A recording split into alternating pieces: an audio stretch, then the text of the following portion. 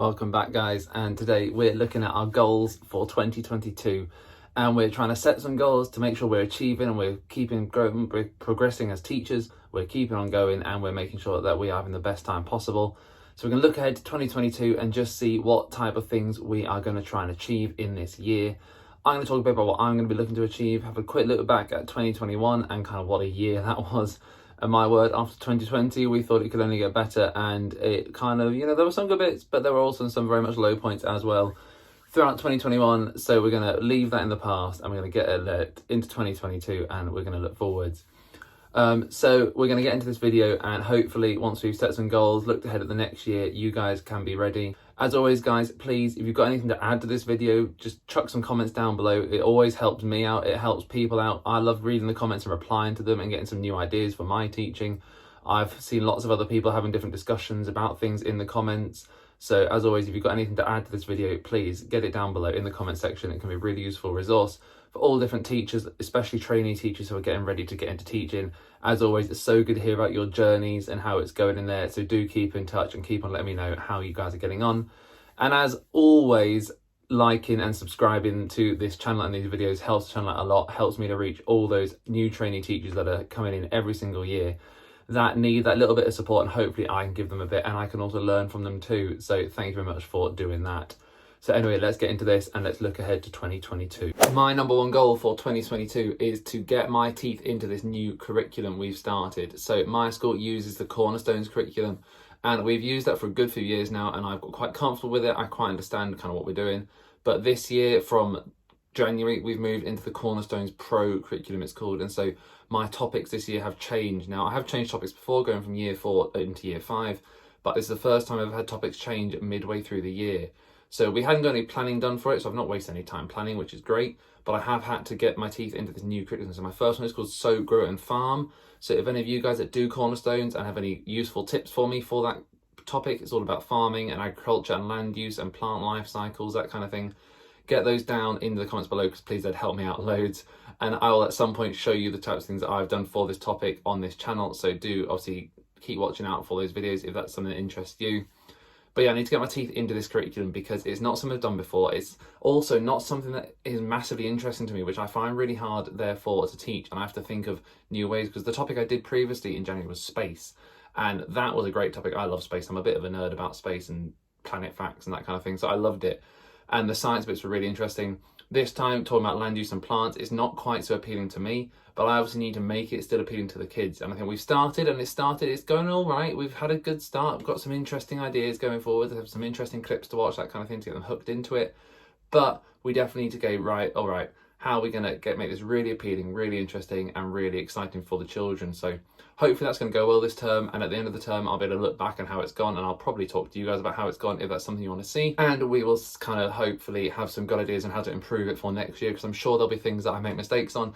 There'll be things that maybe I could have done better, and so they're the types of things that I'll look back and go, right, for next year, for my next class, how are we going to improve those and get them sorted? So yeah, that's goal number one, definitely getting my teeth into the new curriculum. And then we've got a new topic in the summer term for Chinese dynasties. So got to get that sorted too and have a look at that, but that's a future Tom problem. My next goal for 2022 isn't really a goal for me, but it's just a goal that I really want to achieve, is that I'm hoping there's not going to be any school closures this year. So we've gone back to school in January. I'm filming this on the weekend after the first week back. Obviously you're seeing it halfway through the second week back. And schools are still open as far as I'm aware, and they're going to stay that way. And I'm really, really looking forward to that, because I think no matter what, the disruption to children's learning has been horrendous. And I think there are definitely reasons that schools might maybe need to shut. There definitely were reasons why they shut in the first place. And there definitely could be reasons why maybe they should shut now.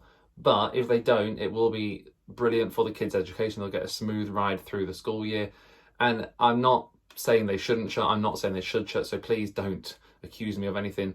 I am just saying that I'm looking forward to being in school the whole year and getting everything done that needs to get done, because there's so much to be missed off.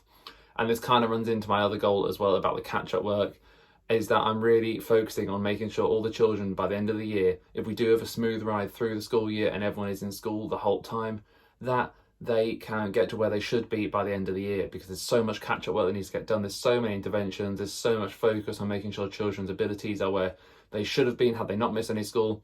It's been really, really tough so far this year, just keeping up with everything and keeping going. And I'm sure it's going to keep on being tough and keep on being hard.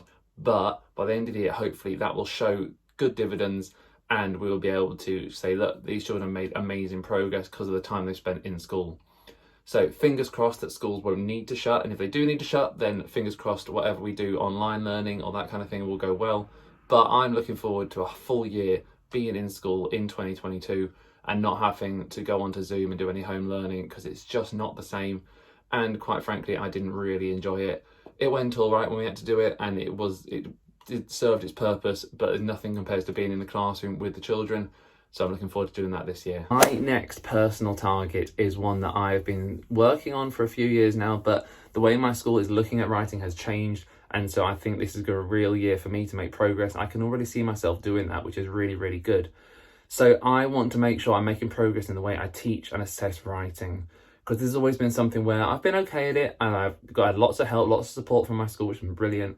But it's never been something I'd say is my strong point. I love maths personally, and I've always found teaching maths, marking maths easier, assessing it. So writing is something where I think I need to make progress on this year. And we're doing that by, we've changed the way we assess writing, we've changed the way we teach writing, we've changed the way that we kind of look at writing in staff meetings.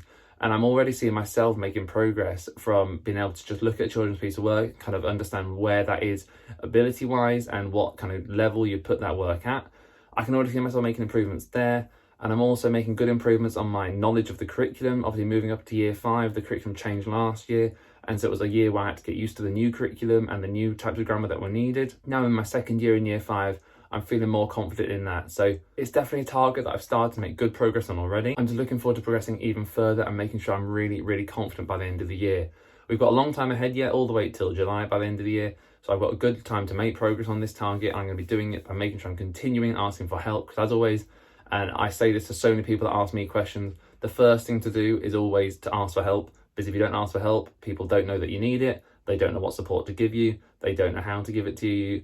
So I'm going to keep on talking to people at school and asking questions, but I'm also be working on myself at home, and when we have writing lessons in class, making sure I'm carefully looking through their work and making sure that the things I know they need to have in there, they have in there, that type of thing. So it's just something that, for me personally, has always been a target for me, and I'm focusing on it even more this year because of the changes that have been made are really, really positive.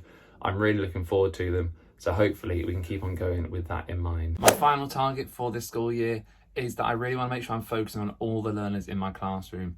So often in a class when you're teaching, you get a list of children that you need to focus on. You get 6 kids that you need to really push up in their maths, or 7 kids that you need to really push up their writing or their reading or their grammar.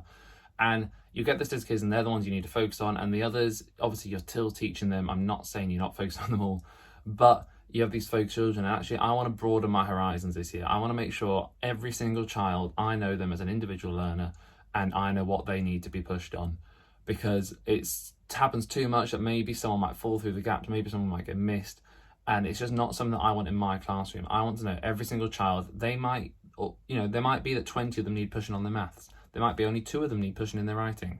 Whatever it is for that individual child, I want to make sure that, right, that child needs to practice their fronted adverbials. That one might need to remember full stops.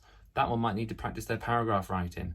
Whatever it is that they need to remember, I want to make sure that each individual child has a target, and I know what it is. It's in my brain, and every day I'm focusing on them, and I can see their writing, see their maths, see their work in the afternoon, see their presentation, and that they're working on it every single day, because it is something that is really important that all the children have these targets and are pushing themselves. And I'm really promoting this year the independent learning, and my class are doing really, really well. I'm very, very proud of how they've done so far this year. They've started the new term in January really, really well too. So we're just going to keep on going, keep on working, but I'm going to make sure that I'm pushing them all to achieve the very, very best, because at the end of year 5, they're moving into year 6. It's their last year of primary. They're almost done, so they need to be working hard. I hope this has helped you guys think about some goals for you.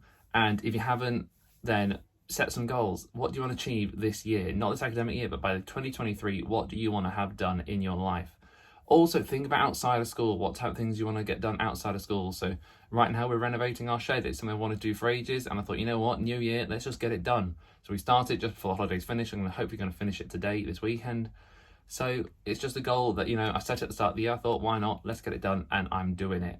So good luck to you all. Let me know what your goals are in the comments down below, and thank you very, very much for watching. New video every Tuesday and every Friday at 5 o'clock in the afternoon. I will see you there.